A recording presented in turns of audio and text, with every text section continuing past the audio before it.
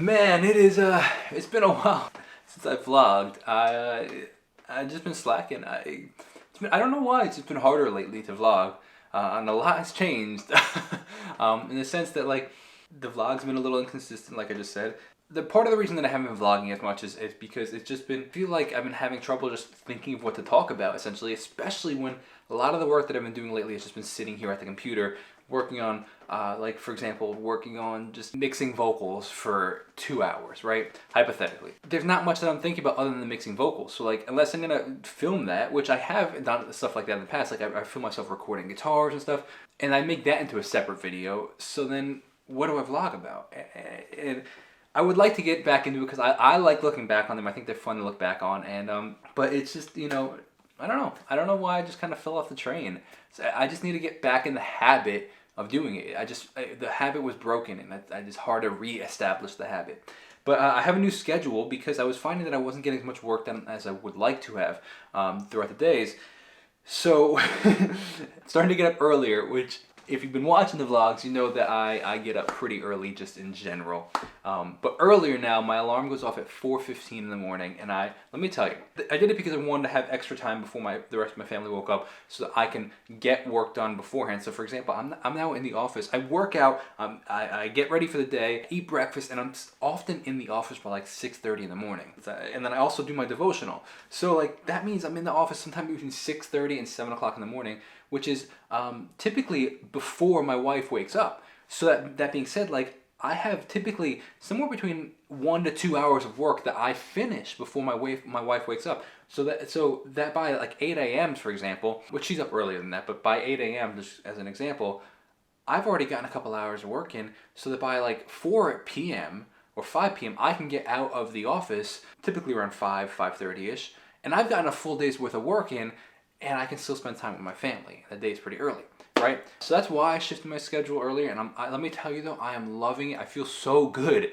I feel so, like, I have so much more energy, sustained energy throughout the day. I wake up feeling great. I don't know if it's just a shift in the circadian rhythm, but let me tell you, I'm feeling great, and I'm really, really, really enjoying it. So that being said, it's now 10:30 in the morning, so we've been up for, at this point, almost over 6 hours actually. We've worked out, we've did the devotional, I reconfigured the studio with I have these automatic switches where like they're remote controlled. And that's why I turn on the lights and everything on the studio. But they turn on other things too, like the synthesizers and stuff. I now configured one that when I turn it on, it's the 6th one that I have, so it's number 6. When I press number 6, it turns on my amp. So all I have to do is plug in my guitar and I'm ready to record. I don't have to do anything else. I don't have to go over there, walk on, turn the standby off, turn the standby, no, boom, hit 6, let's record. Trying to keep things as smooth as possible to stay in the creative flow. Then I recorded some, I was mixing the drums, or I was actually comping the drums. So I was going through and finding the best takes that we did from last week with Manny, which I wish I recorded. I didn't record any of it. I didn't feel like bringing 2 cameras, and I just wanted to record. So that being said, I'm doing a vocal warm-up right now. I'm going to record some vocals and take it from there.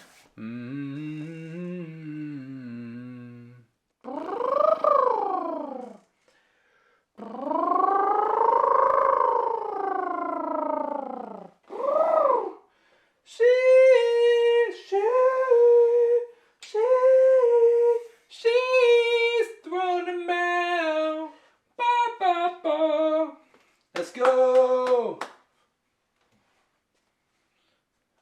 She's thrown him out before falling asleep, and he's leaving the house without thinking too deep. No place to go, this is all he's known since he left in 2016. Alright, let's take a chorus.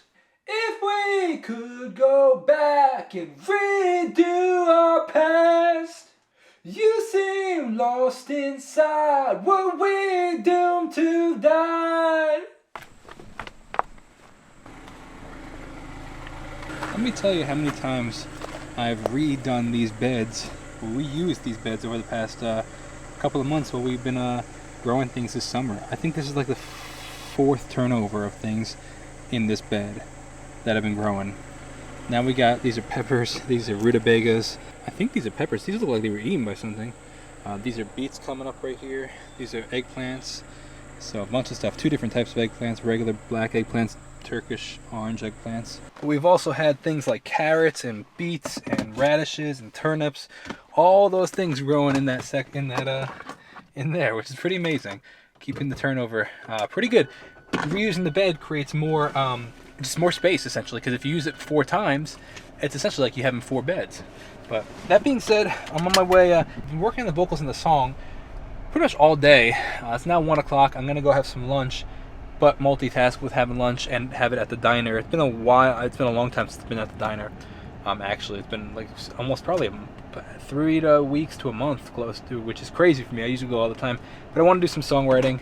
I want to keep pumping the songs out, so you gotta do it, baby. Let's take a listen to the most updated version of the song that I was just writing and working on, called She.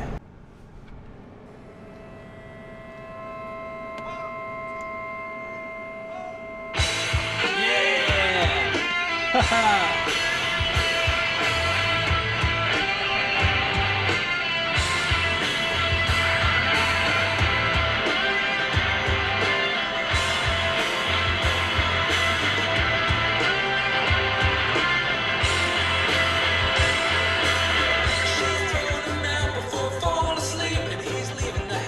So back in the studio, update regarding the songwriting.